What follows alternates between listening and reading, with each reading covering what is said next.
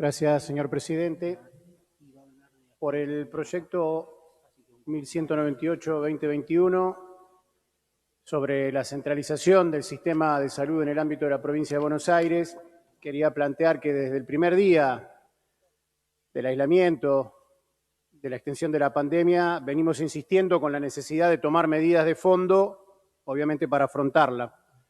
Propusimos la centralización del sistema de salud, el privado, el público y el de obras sociales, declararlo de utilidad pública, declarar de utilidad pública cada cama, cada respirador, cada recurso sanitario que existe en nuestra provincia para que sean los intereses de las mayorías los que guíen las políticas sanitarias y no la lógica empresarial. Cuando el ministro Ginés dijo que estaban evaluando hace algunos meses declarar de interés público el sistema privado, se desarrolló allí un fuerte lobby de los empresarios de la salud, que obviamente, como vemos habitualmente, hicieron retroceder en horas al ministro y al gobierno. El sistema privado no invirtió, no tuvo ninguna exigencia tampoco estatal, a pesar de los beneficios económicos que recibieron, y todo eso recayó en el sistema público, que con la ampliación de las camas y los recursos, a pesar de eso, no da abasto. Lamentablemente, esos recursos, como decía recién, se están agotando. La principal preocupación que tienen hoy los bonaerenses, y podríamos decir que todos los habitantes del país, es que el avance del coronavirus está teniendo un fuerte impacto en el sistema de salud, tanto el público como el privado y también el de obras sociales. Esta realidad crítica, que estaba focalizada en su momento en el área metropolitana, la vemos ahora en muchas ciudades importantes del interior de la provincia y prácticamente también en todo el país. El sistema, como se viene denunciando por sus propios trabajadores, está en su momento más crítico, lo dicen los propios médicos terapistas. La realidad de las terapias es una ocupación de alrededor del 90%. Están al límite de sus fuerzas también las y los trabajadores del sistema de salud y al límite de su capacidad. Pero a pesar de todo esto, el sistema sigue fragmentado, no se tomaron las medidas básicas y en medio de la pandemia los criterios del mercado siguen por delante de los criterios sanitarios.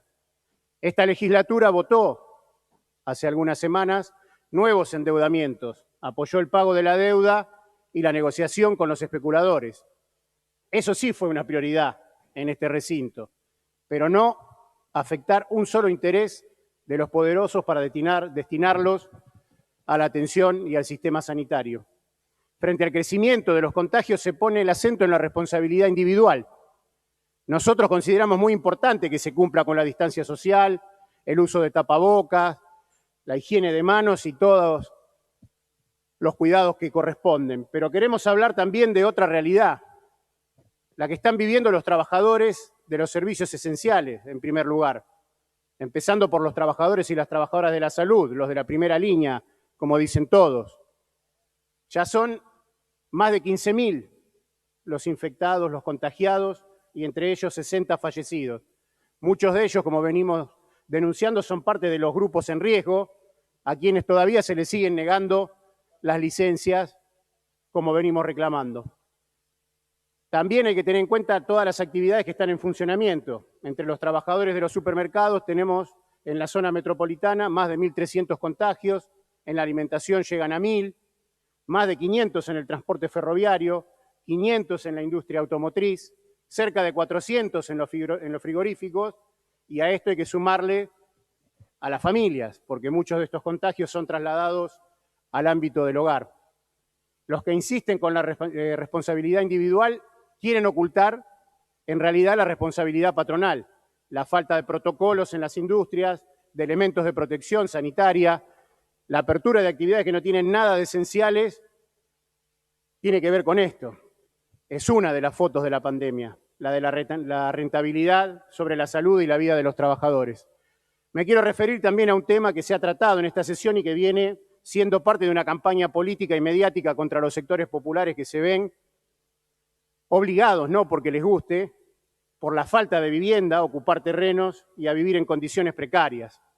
La toma de tierra es la muestra de un derecho humano esencial.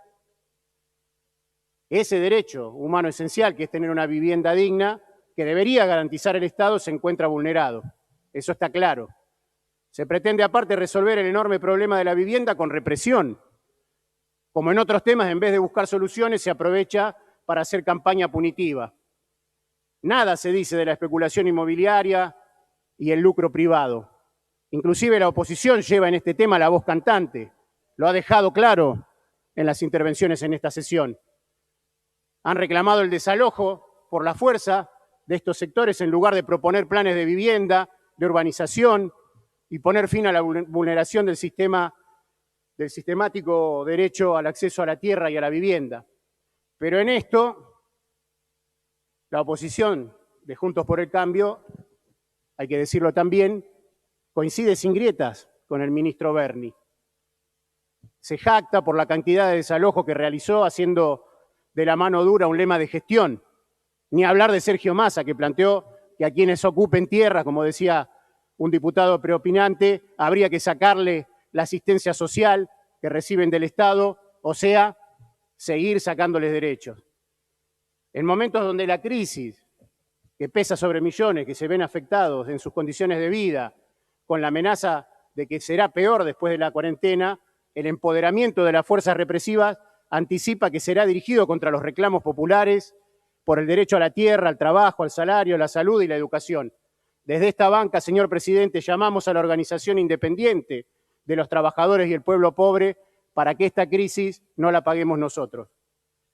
Por el proyecto 2956-2021, pedimos los 5 minutos, en primer lugar, para expresar nuestra solidaridad y enviarle mucha fuerza a Cristina Castro. Los familiares y amigos de Facundo, que están atravesando momentos difíciles tras la confirmación de que el cuerpo hallado ahí en Villarino Viejo era el de Facundo.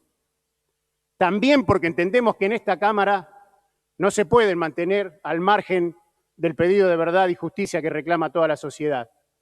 Porque cuando se dice que el Estado es responsable, esa responsabilidad tiene nombres concretos.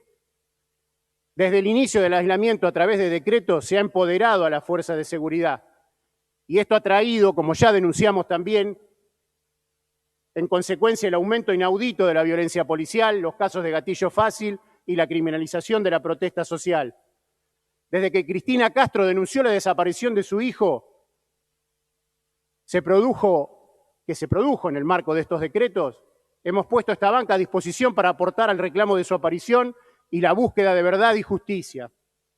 Compartimos el pesar que declara la Cámara en la declaración que se leyó hace algunos minutos, pero con declaraciones no basta.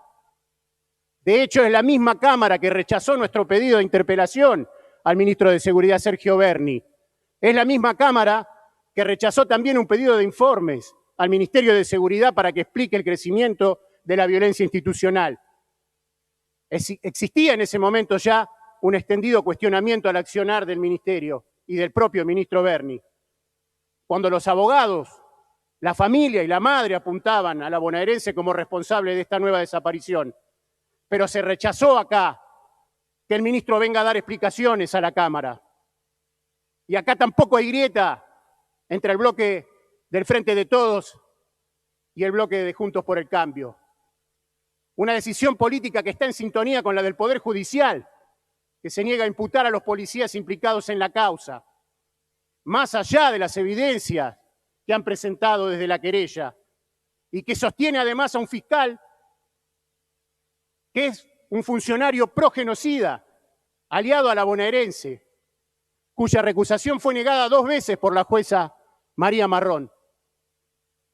El presidente Alberto Fernández dijo públicamente que Cristina Castro cuenta con él y con Axel Kicillof.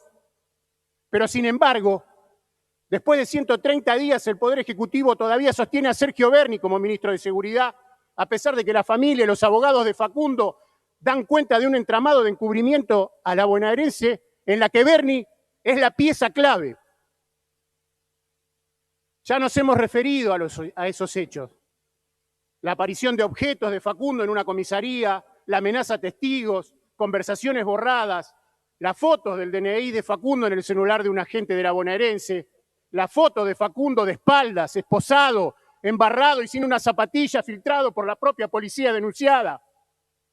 Pese a todas estas evidencias, Bernie se dedicó a atacar a la mamá de Facundo y a sus abogados, mientras avanza todavía con su campaña derechista en los medios de comunicación y en las redes, utilizando para eso temas muy sensibles, como el reclamo de tierra y vivienda, para montar sus propios spots con discursos de mano dura y tolerancia cero dignos de Bolsonaro. Nosotros acompañamos a la madre de Facundo, a los organismos de derechos humanos y a miles que se movilizan reclamando fuera Bernie. De hecho, hoy al mediodía estuvimos aquí con la multisectorial de La Plata y miles de organismos marchando reclamando justicia por Facundo. Nosotros queremos ser claros. No hay medias tintas cuando la responsabilidad del Estado se cobra la vida de nuestros jóvenes. Sostener como ministro de Seguridad a Sergio Berni, quien a diario y en forma cada vez más provocadora envía mensajes de impunidad, de represión, es responsabilidad del gobernador de la provincia. Por eso la pregunta que se repite, que hacemos desde esta banca y también en las calles, es ¿hasta cuándo lo van a sostener? Hoy, los jóvenes tomaron la posta en las movilizaciones en distintos lugares del país, exigiendo que el Estado, que es responsable, investigue, que haya justicia por Facundo y por el asesinato de decenas de jóvenes humildes que son víctimas del gatillo fácil, que no empezó con la pandemia, que viene de arrastre pero que se ha profundizado. Hay una mamá que está luchando contra viento y marea, demostrando una fuerza enorme que contrasta con la hipocresía y el cinismo de Bernie. Pelea contra todo un Estado para conseguir justicia, pero no está sola, que sepa Cristina que no está sola. Somos miles los que estamos con ella. Por eso quiero terminar, señor presidente, trayendo sus palabras, la que tuvo la fortaleza de escribir cuando le confirmaron que esos restos, probablemente plantados en ese cangrejal, eran los de su hijo, de apenas 22 años. En este momento solo diré algo que diría Facu, sus propias palabras: memoria, verdad y justicia. Él lo tenía muy presente, fue su lema por siempre y para siempre, que el nunca más sea nunca más en serio. Facundo Astudillo Castro, presente, ahora y siempre, y fuera Bernie. Gracias, señor presidente.